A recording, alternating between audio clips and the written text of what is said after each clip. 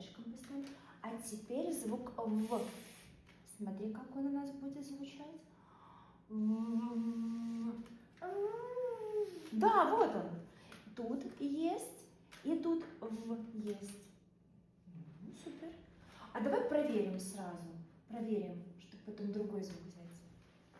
У нас курица и цыпленок одного цвета. Да, нету звука, только воздух идет по центру язычка. Вот он. А теперь... Да, вот есть тут голос, вот тут голос есть. Вот, получается. Есть и голос, и воздух идет. То есть вот такая разница, можно вот так показывать. Одинаковые, там одинаковые. Но это очень красиво.